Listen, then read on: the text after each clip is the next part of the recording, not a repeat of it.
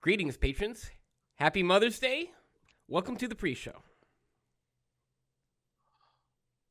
Did I was give that? you?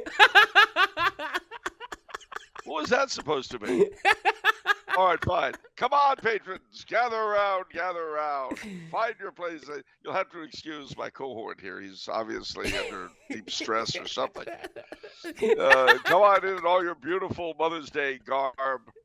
The ladies in your pastels, the gentlemen in your linens and seersucker. Come on in. What was that supposed to be? I don't know. I just wanted to see. I pulled a you. I wanted to see the look on your face, and I can tell you that it was priceless. You were just like in shock. Like, what? I don't know what to do with that. Well, I was afraid you'd drive them all out of the theater. I mean, I'll tell you what, if I was a patron, I came into that monotone nastiness. I'd have picked up the keys to my Mercedes and my pocket flask and got right out again. Oh, man. We didn't get to do an All April right. Fool's show, so I get to do that. Oh, is it going to be like this Yeah. for the rest of the day? Is it really? Okay. All right. No. You set the ground rules. You're the boss. Fine. That's the way this show is going to be this week. Fine. Not a problem. Not a problem. Okay. Bring it, Charles.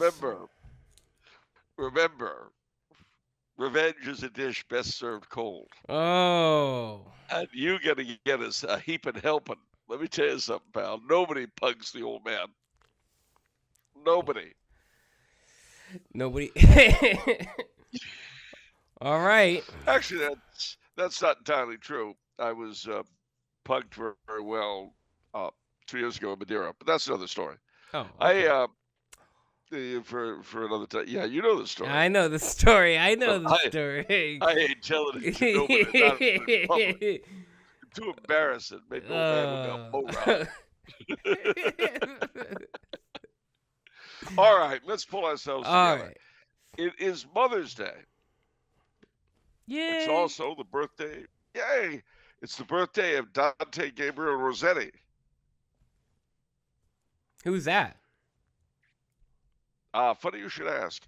He was a 19th century British painter and poet, actually. And he was a member of the pre-Raphaelite Brotherhood. He had ties to the early arts and crafts movement, the Oxford movement. He was one of these people who's sort of at the apex of the conjunction of a lot of different things. And he was really one of the best creative people that Victorian England produced. So there you are. With a name like Rossetti, he's part of the English culture? Very. His father was a refugee from some country on the continent. I'm not quite sure which one. Okay. All I know, it wasn't France or Austria, but it was some country, beyond the channel. The British didn't really care because, as far as they were concerned, they were all foreigners, and it's all the same. It's like the 19th century British newspaper had as its banner headline, "Fog in Channel, Continent Isolated."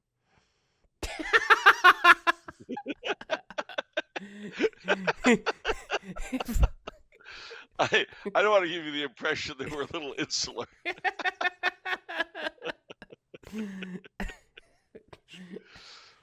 But it's also the feast day. Are you ready? Yes. Of Saint Pancras, Nereus and Achilleus, and Flavia Domitina. And Saint Pancras was a boy martyr who gave his name, while we're on the question of London, to one of the oldest churches in London, St. Pancras Old Church, which is very close to St. Pancras Station, which, if you take the shuttle from London to Paris, now that they have the shuttle, they don't worry about the fog isolating the continent now. Because, see, the fog doesn't seep down into the shuttle. They're able to go right under it, Yeah. But just think, if there ever is an invasion from the east, Britain will have to blow up the channel. I guess so. That's true. Yeah. Imagine the expense. And the worst of it was all the towns that got left out in England because of the channel. All the towns See, what? they got left out because see, they dug it from Dover to Calais on the specious pretext that this was the shortest distance. Okay. They could have dug it from I don't know, Harwich to Den Helder to the Netherlands, all under the length of the North Sea. That would have been something. But they had to cheat. Well, I feel like Dover to Calais is pretty close. I mean, you look at the map there; that makes sense. Well, yeah, but where does that leave Harwich? I'm looking for Harwich. Where's Harwich? I don't know. Where does it leave Harwich? Well, obviously not part of the channel. They still have a ferry from Harwich to the Netherlands, but it's a lot longer than just than driving through the channel or taking the train. I think, can you walk the channel? That's an interesting question. Walking the channel. Do you keep saying channel? Are you saying channel? CHUNNEL, channel, as in channel tunnel. I've never heard that. I thought you were saying channel with, yeah. It's channel tunnel, but you can't walk it. It's 31 miles long. Takes 35 minutes to do the crossing. Whereas it opened in 1994.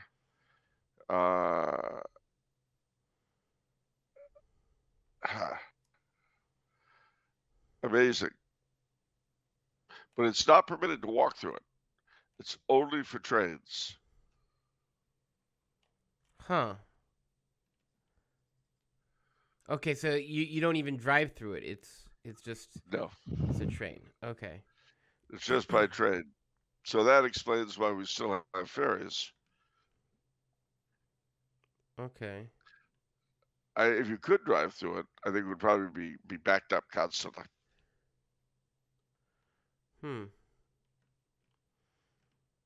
Okay. Man, just amazing to look how close everything is together. I need to travel to Europe. I'm just looking how close Netherlands is to France up there. That's wild. All right. Europe.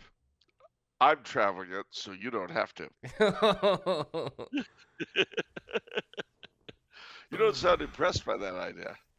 No, I'm not. Okay, well. Do you think you're helping me? Yes.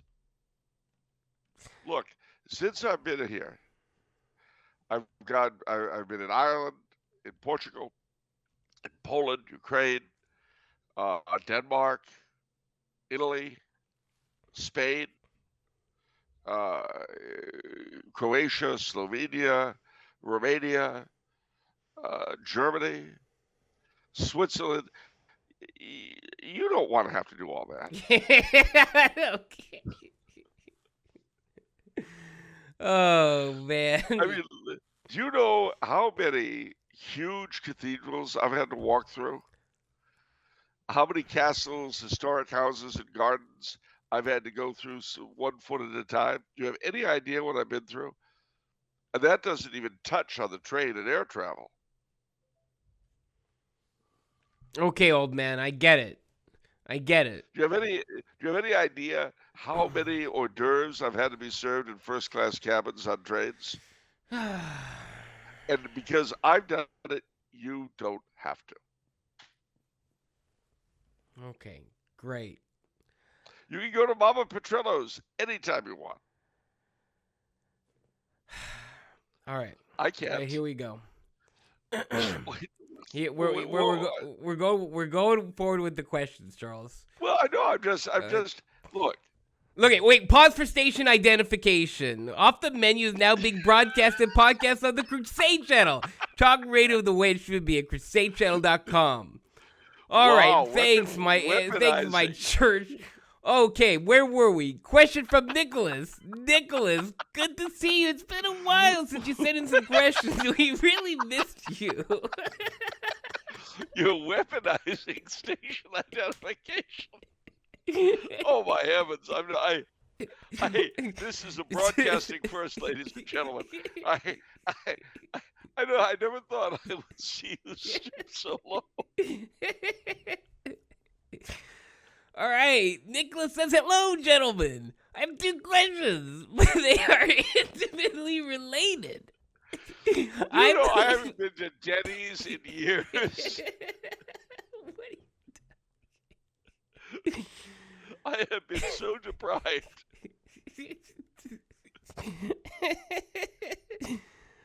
All right. You're gloating. How? Because I go to Denny's? Yeah, and I don't get to. Every time you take a bite of Moons Over My Hemi, you say, "Ha!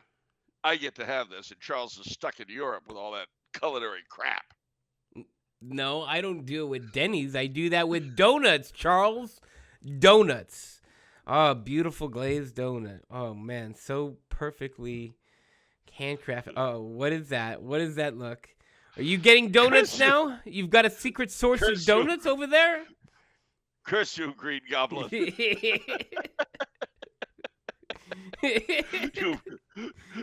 You've hit my secret vulnerability. You pulled out the kryptonite.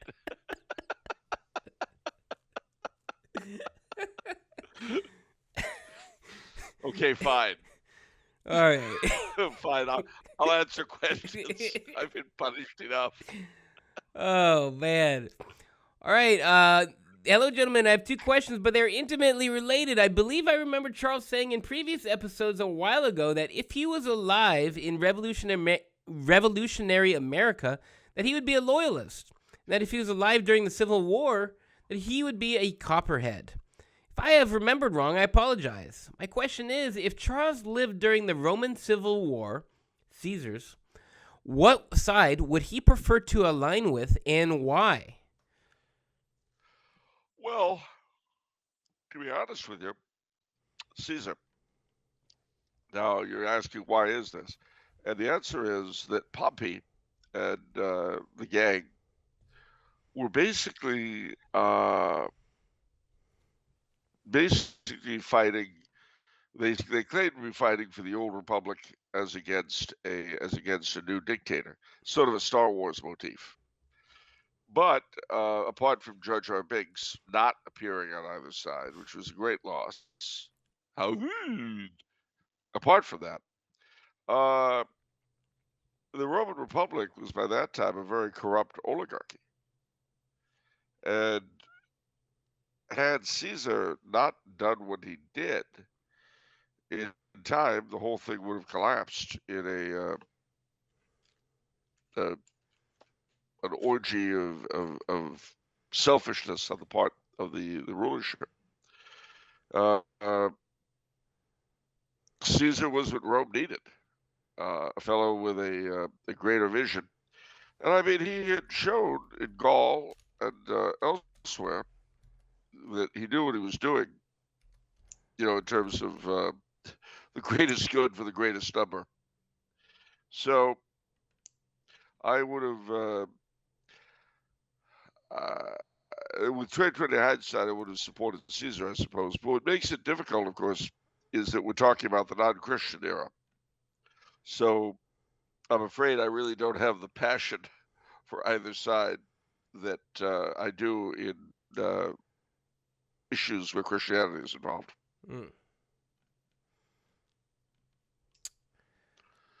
All right.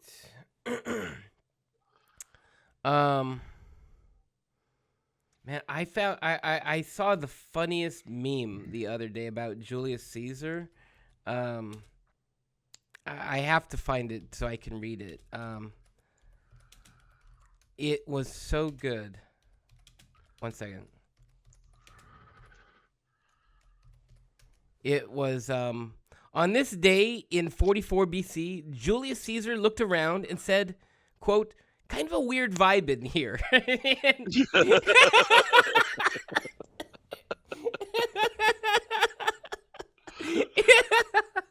Imagine. going on. I don't quite get it. Oh There's something man. strange.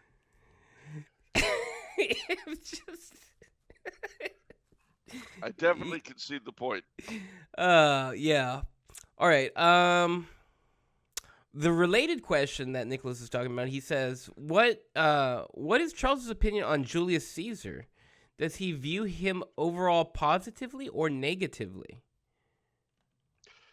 Overall, positively. I mean, for one thing, Caesar was instrumental in transforming the Roman Republic into a vessel, you might say, for the growth of Christianity. It was Caesar's administrative reforms, his addition of Gaul and parts of Spain and elsewhere to the empire that uh, really, in so many ways, paved the way for the faith to grow.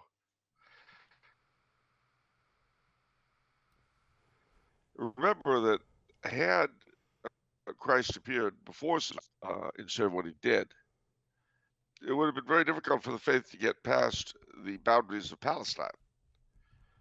But thanks to Caesar and above all Caesar Augustus, by the time Christ came along, it was possible for people to travel quickly and safely, relatively quickly, and more than relatively safely, from Palestine to Britain.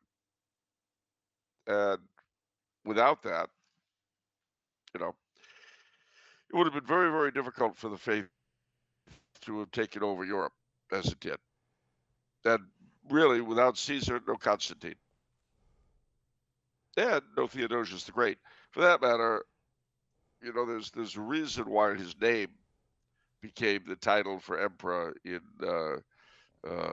German and Russian and Hindi, or Hindustani, I guess we have to say, and a number of other languages.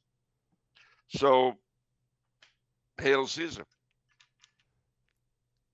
Okay, so he deserves the reputation he has. He does. Also, I liked his salad. Gotcha. Okay. Michael says, on my most recent trip to New York City, I passed by the Joyce Kilmer service stop. I looked him up and saw that he was a New Jersey writer from the early 20th century. Has Charles read any of his work, and does he recommend any? Yes. Joyce Kilmer was a fascinating fellow. He was a fairly popular poet of the late 19th, early 20th century in particular. It was he converted to Catholicism. He's most famous, of course, for trees. Poems are written by fools like me, but only God can make a tree. It's probably one of his most famous. And he was a great one for pastoral poetry and that sort of thing. But he also did what I think is probably the first anthology of Catholic poetry in English, called, oddly enough, Joyce Kilmer's Anthology of Catholic Poetry. He It's a wonderful book, and you can look it up online. Project Gutenberg has it, and so probably archive.org. Joyce Kilmer. Now, when the war broke out, he was living in New York. He was from New Jersey, I think, but he joined the Fighting 69th, which was a primarily Irish regiment from New York, and he died in World War One. So he who knows what he would have been like had he lasted longer. Interestingly, in his anthology of Catholic poetry, he includes several by Hilary Belloc. And Belloc was not the big household name at that time that he would become later between the wars. So he recognized Belloc's genius very quickly. Uh, he was also one of these very good people who was keen on establishing, as opposed to the Americanists who wanted to Americanize Catholicism uh, to the extent of being more American than Catholic. He pushed for an American Catholicism that would be genuinely American, but integrally linked to the church overseas. Uh, a bit like the founders of Commonweal. Now, I know we're used to Commonweal being kind of a rag today, but it wasn't like that when it started out. And that, of course, is a vision coming all the way down to the ordinarians of today of a Catholicism that is authentically Catholic and authentically American, as Catholicism in Italy or France or Peru, the Philippines. And that's something that people from Orestes Bronson down to the present have a few people have looked for, and Kilmer was definitely one of those. So, a great writer, a great Catholic, a great American, Joyce Kilmer. Yeah, no, I'm looking at his bio. He died early. I guess he died in the war. Yeah. Wikipedia says Kilmer sought more hazardous duty and was transferred to military intelligence section of his regiment in April 1918. In a letter to his wife, he remarked, "Now I'm doing work I love and work you may be proud of. None of the drudgery of soldiering, but a double share of glory and thrills." End quote. According to Kilmer's fellow soldiers, according to Hillis, Kilmer's fellow soldiers had accorded him much respect for his battlefield demeanor. Quote, "He was worshipped by the men about him. I have heard them speak with awe of his coolness and his nerve in scouting patrols in no man's land. This coolness and his habits of choosing, with typical enthusiasm, the most dangerous and difficult missions led to his death." End quote. Wow. So he's a real hero. Yep. We have quite a few of these, in our American history, but we're not really familiar with them, like Father Capon, the famous chaplain, and so on. Is there a book on him? Is he associated with Hawaii? Why am I thinking that? No, you're thinking of Father Damien. Father Capon was a military chaplain. He Emile J. Capon. He was in Korea. He was a chaplain. He went to Korea with his troops, and he died in a prison camp. As I'm looking at the Servant of God, Emile J. Capon website, fathercapon.org, says a legacy of faith and service. In a prisoner of war camp filled with the desperate and dying, where hope fades with the light of each day, the light of Christ shines through the actions of a simple yet heroic Catholic priest from Kansas. Yeah, I saw Ignatius Press really was hyping his book, The Miracle of Father Capon. Way back in 2015. I've got to add that book to the store. Somehow it's not in the Tumblr House bookstore yet, but good mention. Let me just. All right. Next question is from Clark from Florida.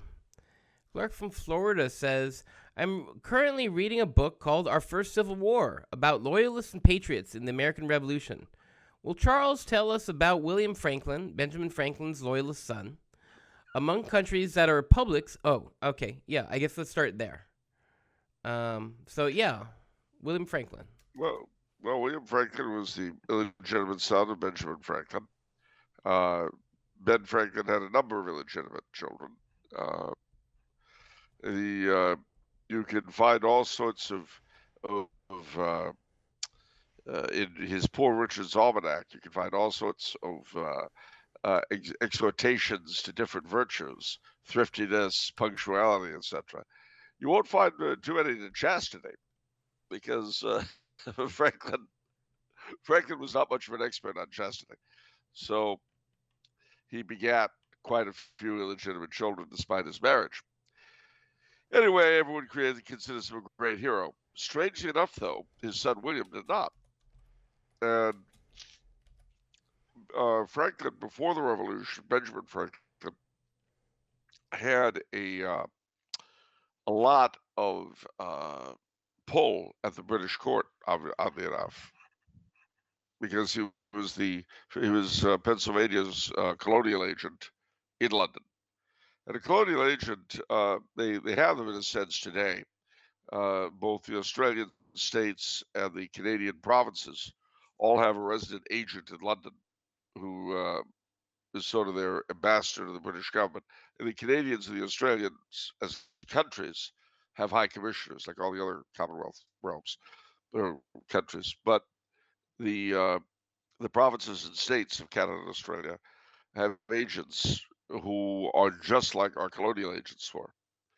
So each of the 13 colonies would have an agent resident in London who would basically lobby on behalf of the given colony with both Whitehall and Westminster, with the government, with Parliament. So Franklin was the agent general of Pennsylvania for a long time, and that gave him the chance to push for his illegitimate son to get a job. And the job he was able to get for him was governor of New Jersey. Now, this was a very, very difficult task, actually, because Jersey was settled in two parts. Oddly enough, East Jersey and West Jersey. East Jersey, as you might guess, looked toward New York. The capital was a place called Perth Amboy. The West Jersey looked toward Philadelphia, and its capital was Burlington. When the two colonies were united, I think in 1710 or whatever, part of the agreement was that those two cities would remain co-capitals, which meant that the governor of New Jersey had to go back and forth between the two of them. And now, from that time, it was a royal colony, which meant that the king, really the Board of Trade, appointed the governor. So Franklin was able to get his son that job. Well, he was very successful at it. As you can guess, the two halves of Jersey were very difficult to keep in tandem, but he managed, and he would go back and forth uh, from Perth Amboy to Burlington to look at, to deal with the needs of the two halves, and he was also very assiduous in pushing New Jersey's interests in London. So he had a very, pleasant life actually as governor up until the very end. Uh, and he had two houses. One in Burlington is called Greenbank, and today it's gone. They have, I think, a VA hospital or something. I forget. They've got some facility is on the site, but in Perth Amboy, his house still exists. The proprietary house in Perth Amboy, which I visited the last time I was in Perth Amboy. It's a beautiful place, and I highly recommend if you're anywhere near, if you're in the New York City area, or in Bayonne, or Paramus, or Hoboken, or Fort Lee, or really anywhere in that part of the world. Uh, Morristown, Morris Plains, Hohokus, Jersey City, Newark, anywhere like that. Go to Perth Amboy and see the proprietary house. Also the City Hall and St. Peter's Episcopal Church both go back to the 17th century. So there's a lot to see in beautiful downtown Perth Amboy, and a beautiful Polish Catholic Church, St. Stanislaus. So don't be afraid to go to Perth Amboy. I mean, Perth Amboy is a great place to go, especially if you're coming from someplace You're like. being ridiculous now. You're just What if somebody's in Weehawken you're or listing Pequannock? literally every town in New Jersey, seeing if I'm gonna when I'm going to break from it. What You about just keep Saddle saying River? cities all over and over again. You said Perth Amboy like 50 times. Well, I can't help it. Perth Amboy is a wonderful town. Have you ever been to Perth Amboy? No, I No, you haven't. haven't. No, I you haven't, and I have on a number of occasions. I travel so you don't have to. oh My oh. going to Perth Amboy allows you to sit in splendor at home, while I go to all these horrible places that enjoy local delicacies and view beautiful historic buildings. All right. Anyway, so the thing was that Franklin was enjoying this wonderful life. He is said to have driven by the side of the Paramus wall. No. Yeah, no, on horseback. He rode right past it. But he didn't know. He wasn't a prophet, so he didn't know the glories that would one day arise in Paramus. However, or Montclair for that matter. But the Palisades. But but at any rate, so the revolution came, and although he was a rather popular governor, the wealthier people in the colony were tended to be revolutionary. If that weren't bad enough, so was his father. So his father came, I think, to Green Bank and had in Burlington and had basically tried to convince him to come over to the rebel side, and he refused. So initially, the rebels triumphed, uh, and he was arrested and eventually made his way to New York, but he never saw his wife again. She was kept sort of a prisoner in Jersey, and then she died. So he was a bit bitter about that. And then he went to England and spent the rest of his life there. So Sir William Franklin was a really heroic figure. He gave up everything for king and country, unlike his father, who of course is considered a hero today. Hmm. Among countries that are republics, which system does Charles think is superior? The American presidential model, with a president as head of state and head of government, or one more like German or Italian model, in which there's a parliament with a prime minister as head of government, with a ceremonial president?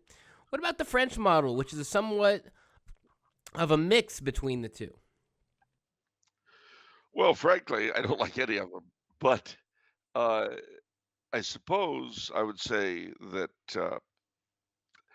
a lot depends upon the culture or the history of the country involved. I think that as you know, my ideal form of government is an effective monarchy, basically with the king in the place of the president of the United States.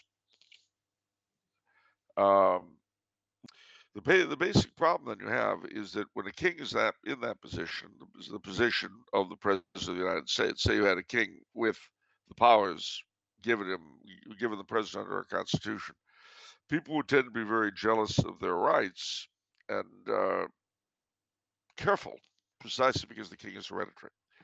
But because we have the illusion of control through elections, we allow the president to do things that no king could ever gotten away with, and that's the problem there. Well, now with a parliamentary republic, with a constitutional monarchy, you've got a king who's above party. He is a focus of loyalty beyond mere party label. But there's the big but. Um,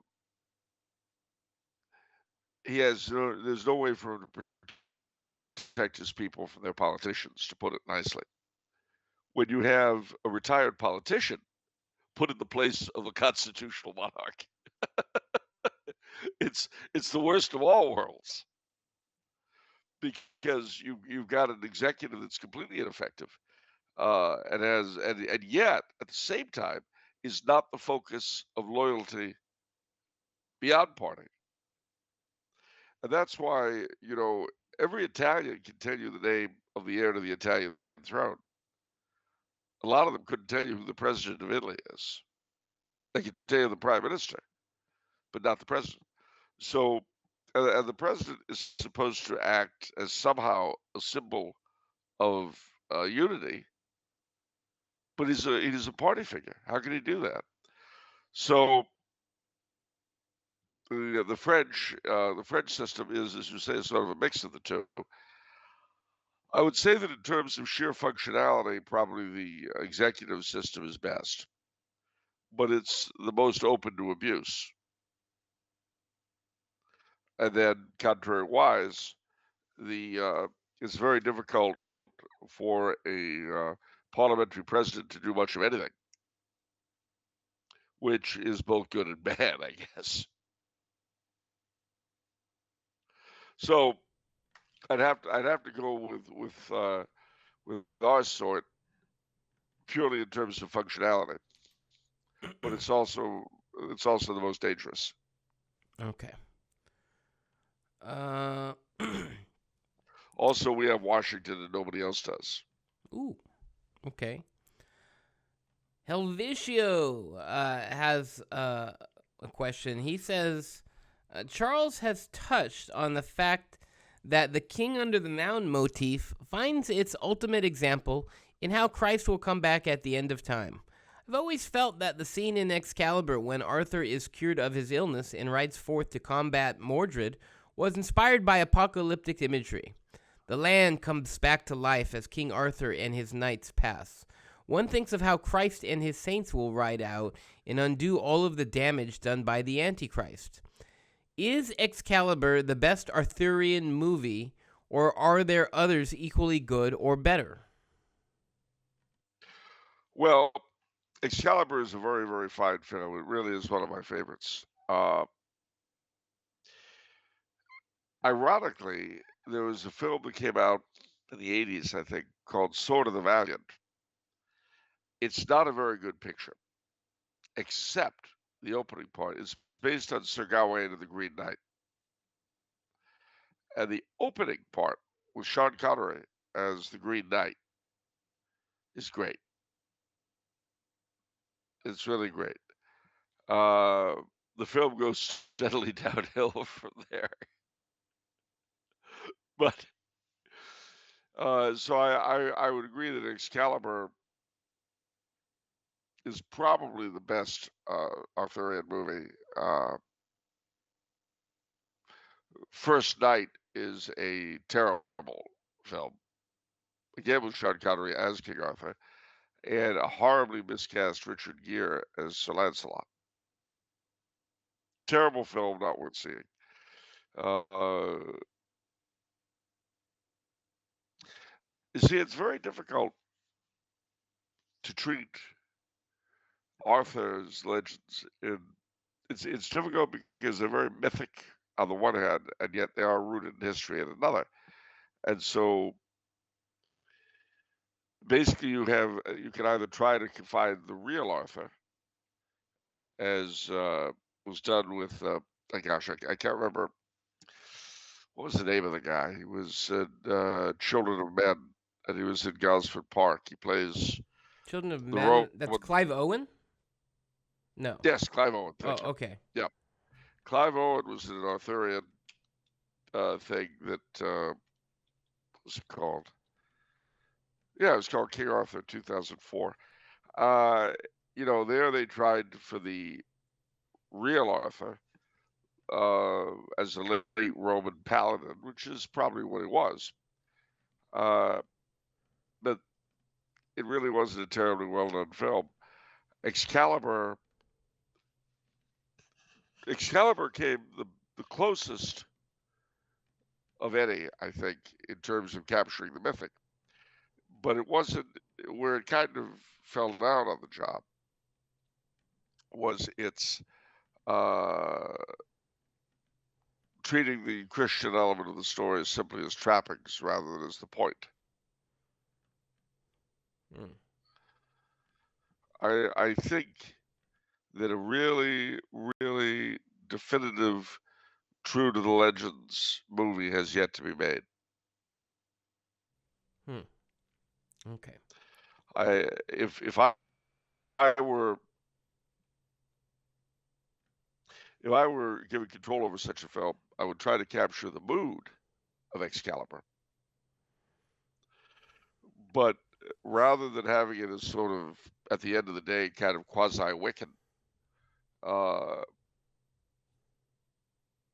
it would have to be explicitly Christian, explicitly Catholic, because the legends are explicitly Catholic.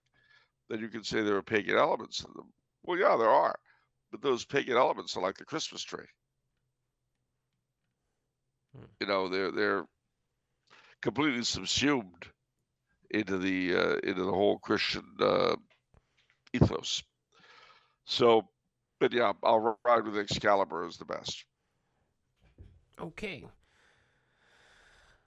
Final question for the pre-show is from Tom, who says, Charles, are there any histories of Denmark you could recommend? My wife studies abroad there in 2009 and would love to go back one day, so I'd like to understand the place better. Thank you. 50 years ago, I read a really good history of Denmark, and it was called something like A History of Denmark, uh, which, as I see here, looking on looking on this thing, there are a ton of books with that title. Uh, and I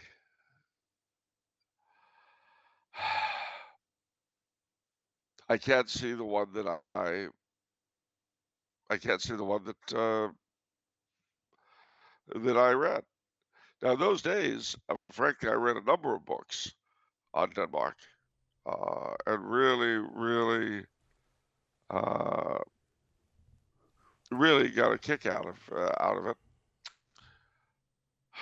All I can tell you is that a chapter called Danish Rococo, which was it was wait a minute, maybe this is it.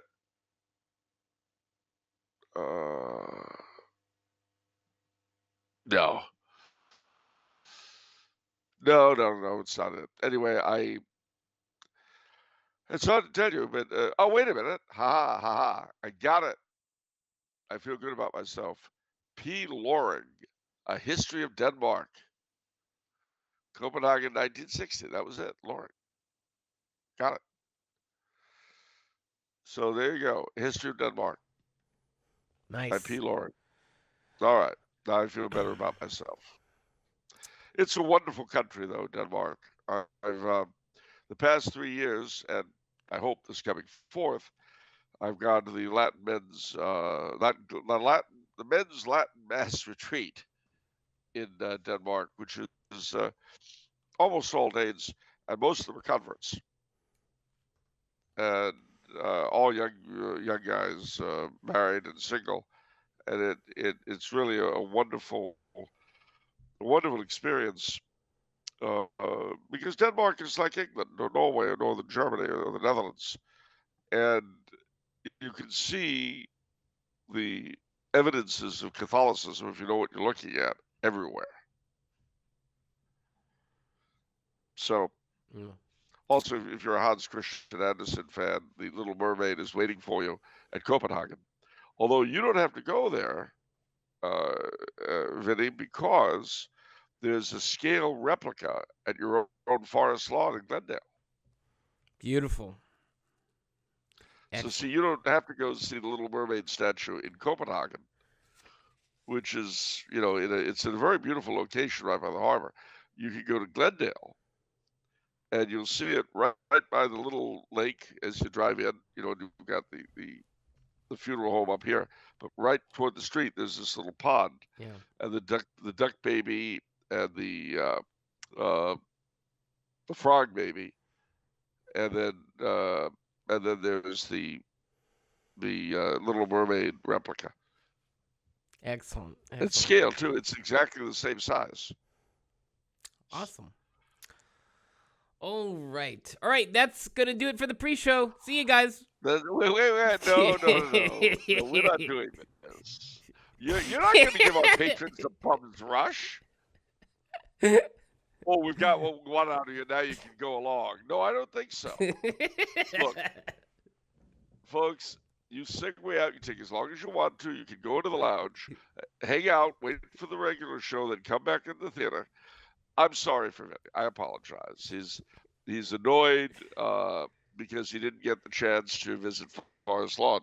So, he doesn't get around much. So show a little sympathy for him, okay?